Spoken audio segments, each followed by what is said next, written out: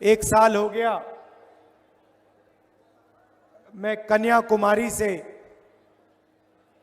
कश्मीर तक 4000 किलोमीटर आपके साथ, देश की जनता के साथ पैदल चला।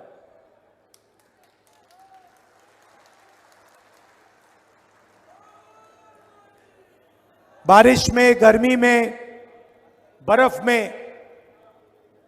हजारों लोग एक साथ भारत जोड़ो यात्रा में चले। बहुत सारे लोगों से बातचीत हुई, लाखों युवाओं से मिला, किसानों से मिला, मजदूरों से मिला, छोटे व्यापारियों से मिला। और जब भी मैं किसी युवा से मिलता था, मैं उससे दो सवाल पूछता था। क्या पढ़े हो और क्या करने जा रहे हो या क्या कर रहे हो? जवाब मिलता था, इंजीनियरिंग कर रहा हूं। इंजीनियरिंग पढ़ी, डॉक्टरी पढ़ी, कोर्ट में काम करने के लिए लीगल स्टडीज की। और फिर जब मैं पूछता था क्या कर रहे हो, आजकल क्या कर रहे हो, जवाब मिलता था, राहुल जी हम तो बेरोजगार हैं। जहां भी मैं गया, जहां भी बीजेपी की सरकार थी, सारे के सारे युवा हम तो बेरोजगार हैं। देखना चाहते हो तो मैं दिखाता हूं। यहां पे बेरोजगार युवा जो हैं, हाथ उठा के दिखाइए। ये देखिए, हो गया काम। तो प्रदेश में जहां भी देखो बेरोजगार युवा आपको मिलेंगे। और जब मैं, भैया एक सेकंड बोलने दीजिए, और जब मैं उनसे पूछता था, अच्छा रेलवे स्टेशन में मुझे एक युवा मिलता है, कुली जो कपड़े पहनते हैं, लाल रंग के कपड़े पहनते हैं, लाल रंग के कपड़े पहनते हुए मुझे मिलता है। मैंने बातचीत शुरू की। मैंने कहा, कुली बनने से पहले तुम्हारा सपना क्या था? कहता है, राहुल जी मैं इंजीनियर बनना चाहता था। मैंने पूछा क्या हुआ? कहता है, राहुल जी मैंने सिविल इंजीनियरिंग की डिग्री ली,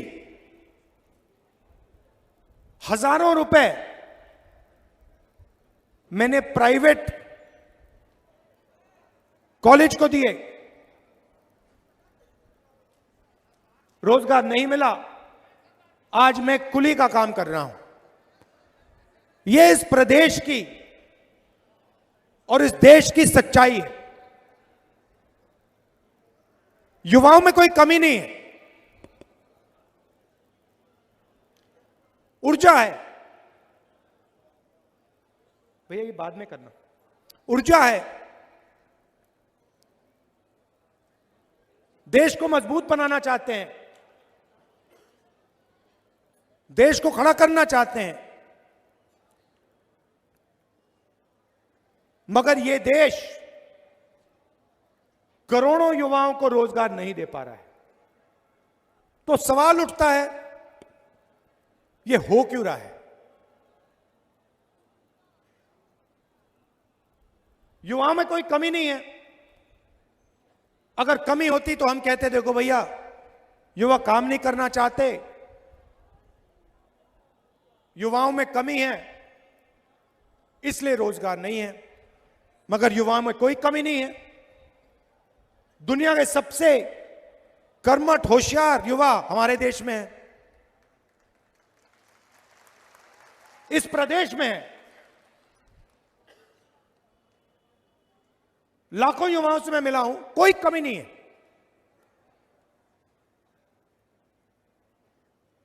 बहुत अच्छी समझ है, ऊर्जा है, मगर रोजगार नहीं।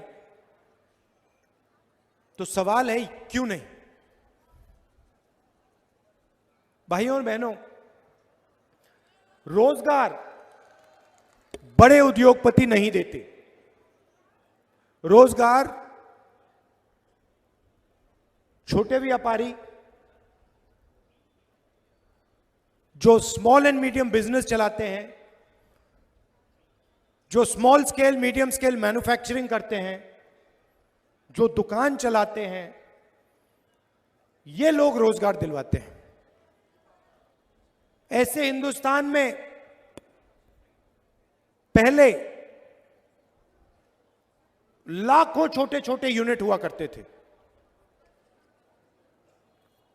कोई लोहे का काम करता था, कोई छोटी ऑटो कंपोनेंट्स का काम करता था, मैन्युफैक्चरिंग करता था। छोटे छोटे छोटे छोटे लाखों यूनिट्स थे, ये हमारे युवाओं को रोजगार देते थे। नरेंद्र मोदी जी आए, बीजेपी की सरकारें आई और उन्होंने इन यूनिट्स पर आक्रमण शुरू कर दिया।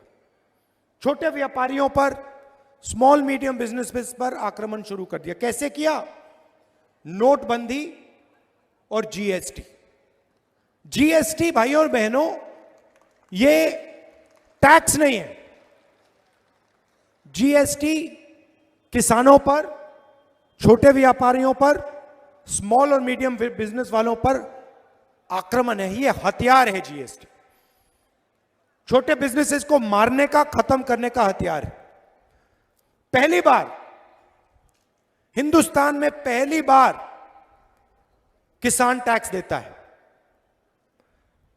12% ट्रैक्टर पे, 18% पेस्टिसाइड पे, 5% फर्टिलाइजर पर। हमारा किसान, जो इस देश की रीढ़ की हड्डी है, वो जीएसटी में टैक्स देता है। और पूरा देश जीएसटी में हर रोज पैसा भरता रहता है। गाड़ी में पेट्रोल डाला, स्कूटर में पेट्रोल डाला, जीएसटी। कपड़े खरीदे, जीएसटी। स्कूटर खरीदा, जीएसटी। किसान खेत में काम कर रहा है, ट्रैक्टर चला रहा है, जीएसटी। जीएसटी कौन देता है? जीएसटी देश की गरीब जनता देती है। और सुनिए, जीएसटी ओबीसी वर्ग देता है, दलित वर्ग देता है, पिछड़ा वर्ग, आदिवासी वर्ग देता है, और जनरल वर्ग के गरीब लोग जीएसटी देते हैं।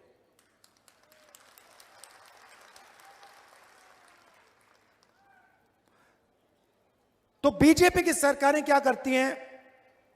आपसे जीएसटी लेती हैं, गरीबों से, और बैंक का पूरा पैसा 3-4 उद्योगपतियों को पकड़ा देती है। अदानी, अंबानी, वो 4-5 लोग हैं। अब मैं आपसे पूछता हूं,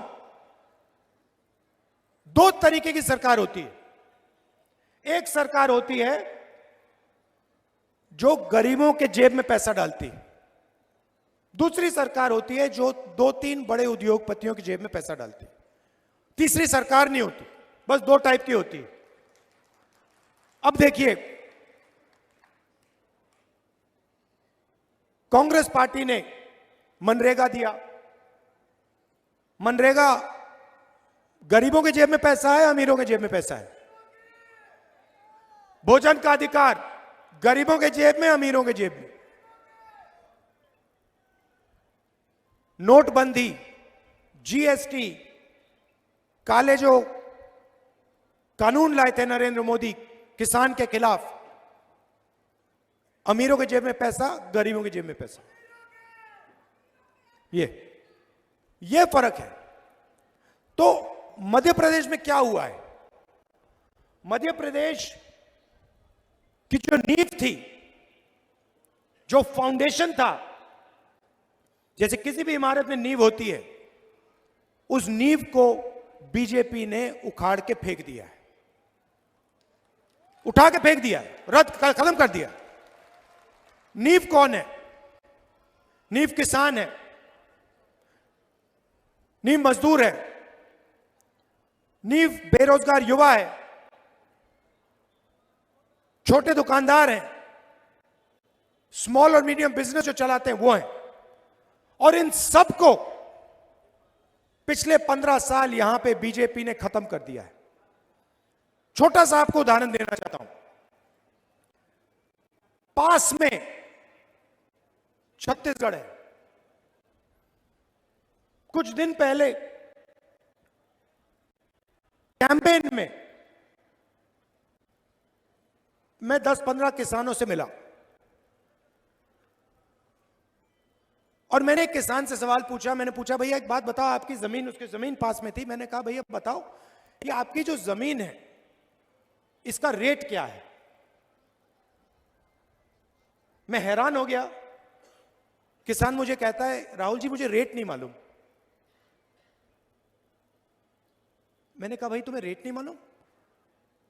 तुम्हें रेट क्यों नहीं मालूम? अपनी जमीन की रेट क्यों नहीं मालूम?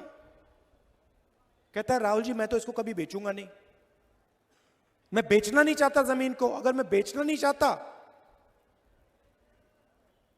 तो रेट का क्या मतलब?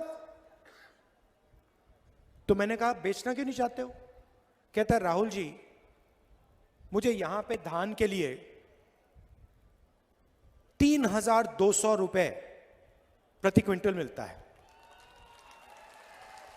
बीजेपी की सरकार थी, डर लगता था, कर्जे में जीता था। रोज मुझे यह नहीं मालूम होता था कि कब आत्महत्या करने की जरूरत पड़ जाए। भाइयों और बहनों, मध्य प्रदेश में 18,000 किसानों ने आत्महत्या की है पिछले 18 साल।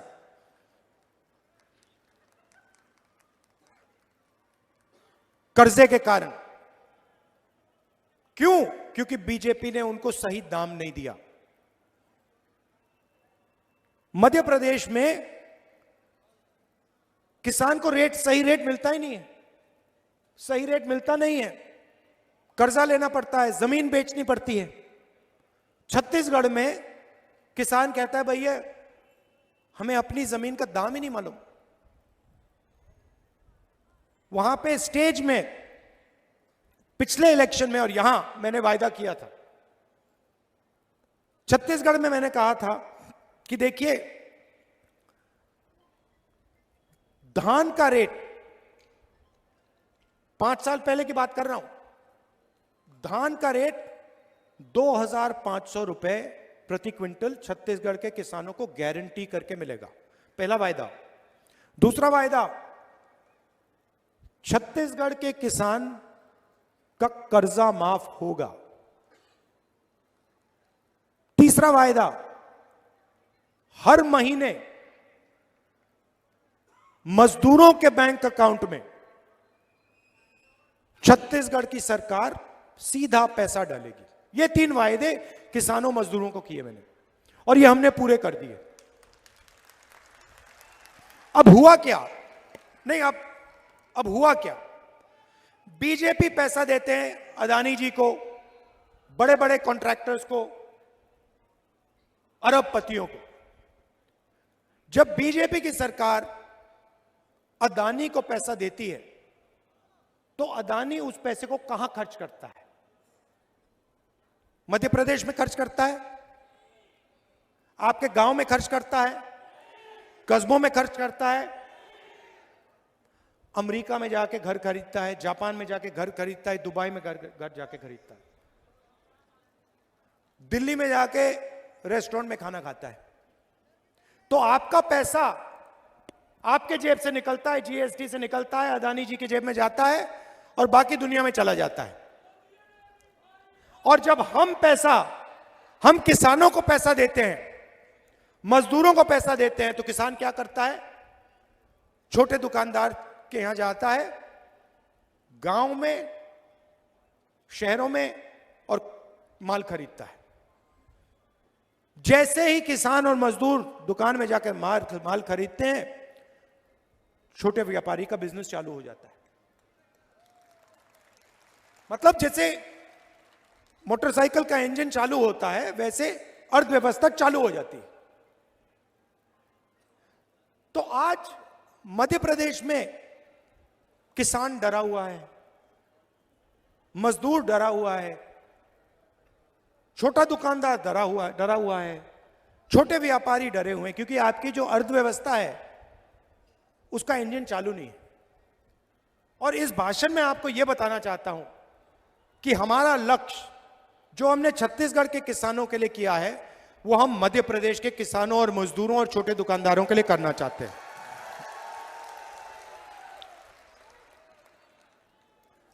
हमने पिछले चुनाव में कर्जा माफी की बात की थी और हमने वो करके दिखा दिया था। और फिर बड़े उद्योगपतियों ने, अरबपतियों ने नरेंद्र मोदी जी और चौहान जी से मिलकर मध्य प्रदेश से आपकी सरकार और हमारी सरकार चोरी की, क्योंकि वो जानते हैं कि मध्य प्रदेश की कांग्रेस की सरकार अदानी जी के लिए काम नहीं करेगी, किसानों के लिए, मजदूरों के लिए, छोटे दुकानदारों के लिए काम करेगी। गैस सिलेंडर का रेट क्या है भैया? 1200। छत्तीसगढ़ में क्या रेट है? यहां पे 1200, वहां पे 500। कितने दिन के लिए देगी भैया? 1 महीना के लिए देगी। उसके बाद हम 5 साल के लिए 500 रुपए का सिलेंडर देंगे, क्योंकि हम जानते हैं जब तक हमने जनता की जेब में पैसा नहीं डाला, जब तक हमने जनता की जेब में पैसा नहीं डाला, तब तक मध्य प्रदेश पैरों पर नहीं खड़ा हो सकता। मैंने छत्तीसगढ़, कर्नाटक के चीफ मिनिस्टर से साफ कह दिया और मध्य प्रदेश में भी यही कहूंगा, जितना पैसा बीजेपी ने अदानी और बड़े अरबपतियों को दिया है, उतना पैसा कांग्रेस पार्टी की सरकार सबसे गरीब लोगों को देने जा रही है। अब देखिए, मेरे सामने अभी आंकड़ा रखा गया, इससे आप पूरी की पूरी कहानी समझ जाओगे। 2021 में 670 किसानों ने मध्य प्रदेश में आत्महत्या की। 670। जानते हो कितने किसानों ने आत्महत्या छत्तीसगढ़ में की? 70 छत्तीसगढ़ में, 670 मध्य प्रदेश में। तकरीबन 10 गुना ज्यादा किसानों ने मध्य प्रदेश में आत्महत्या की है। क्यों? क्योंकि छत्तीसगढ़ की सरकार किसानों की सरकार है, मजदूरों की सरकार है, और मध्य प्रदेश की सरकार अरबपतियों की सरकार है। अब नरेंद्र मोदी जी भाषण देने आए और मैंने उनका भाषण सुना। भाषण में नरेंद्र मोदी जी कहते हैं, भाइयों और बहनों, कहते थे, भाइयों और बहनों, मैं ओबीसी वर्ग का हूं। जहां भी जाते थे, मैं ओबीसी वर्ग का हूं, मैं ओबीसी वर्ग का हूं, मैं ओबीसी वर्ग का हूं। भैया 2 करोड़ रुपए का सूट पहनते हैं, क्या चाय की बात कर रहे हो? हजारों करोड़ रुपए के हवाई जहाज में जाते हैं, हजारों करोड़ के हवाई जहाज में जाते हैं, 2 करोड़ 3 करोड़ का सूट पहनते हैं। खैर, कहते हैं मैं ओबीसी हूं, हर भाषण में बोल बोलकर प्रधानमंत्री बन गए। भैया एक दिन में नरेंद्र मोदी कम से कम 1-2 सूट तो पहनेंगे। आपने कभी देखा 2 दिन में नरेंद्र मोदी ने 1 सूट पहन लिया? कभी देखा आपने? कभी देखा है? मेरी ये सफेद शर्ट चलती है, बस यही चलती है। यही मैं पहनता हूं।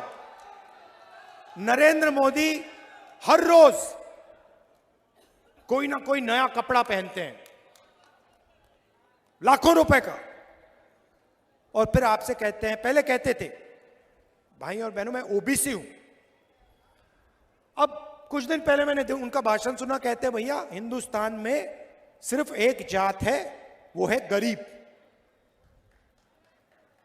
मतलब नरेंद्र मोदी ओबीसी और देश में सिर्फ एक जात, वो है गरीब। देश में ना ओबीसी है, ना दलित है, ना आदिवासी है, ना जनरल है, सिर्फ गरीब। ये इनका नया भाषण है। हिंदुस्तान से नरेंद्र मोदी के दिमाग में जात पता है क्यों गायब हो गई? क्योंकि मैंने जाति जनगणना की बात शुरू कर दी।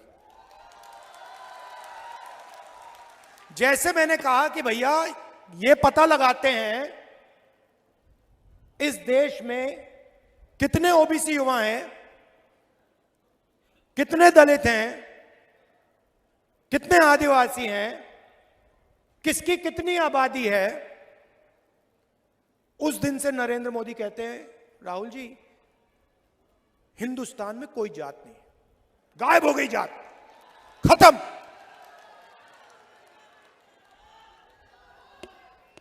क्यों? क्योंकि वो ओबीसी युवाओं को, दलित युवाओं को, आदिवासी युवाओं को, जनरल युवाओं को देश की सच्चाई नहीं बताना चाहते।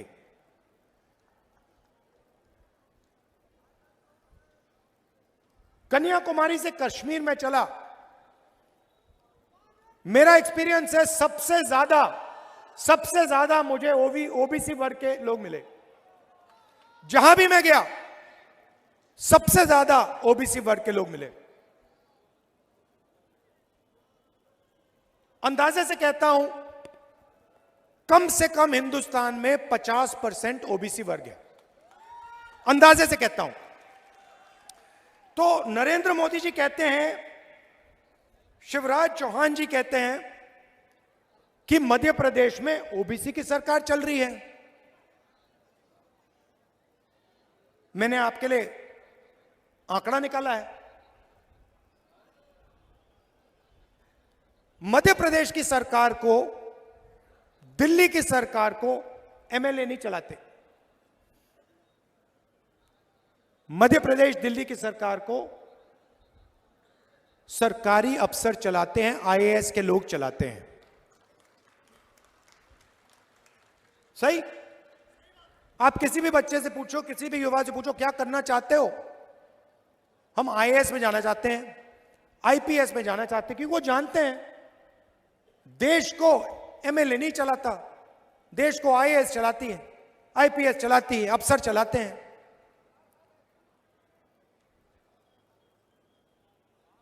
तो मैंने सवाल पूछा, मध्य प्रदेश को 53 सेक्रेटरी चलाते हैं, सरकारी अफसर हैं। मध्य प्रदेश का पूरा बजट जो है इसको ये 53 लोग बांटते हैं। तो मैंने पता लगाया मध्य प्रदेश में ओबीसी की सरकार है, मैंने सुना है ओबीसी की सरकार है। तो अगर ओबीसी की सरकार है तो 53 ऑफिसर में से ओबीसी होंगे? नहीं होने चाहिए ना भाइयों और बहनों। 53 में से आप जानते हो कितने अफसर हैं ओबीसी वर्ग के मध्य प्रदेश में? जहां नरेंद्र मोदी, शिवराज चौहान जी आपसे झूठ बोलते हैं कि ओबीसी की सरकार चल रही है, आपको मालूम है कितने हैं? 53 में से एक। 53 में से एक अफसर ओबीसी। अच्छा मजे की बात सुनो,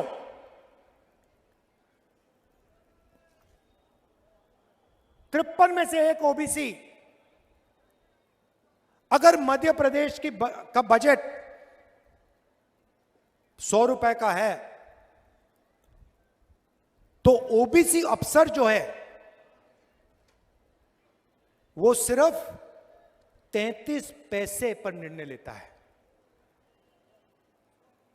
मतलब ओबीसी 50%,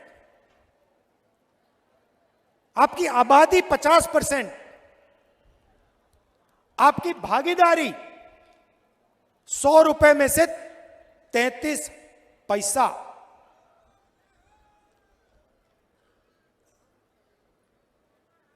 आबादी 50%, भागीदारी 100 रुपए में से 33 पैसा। फिर से सुन लो।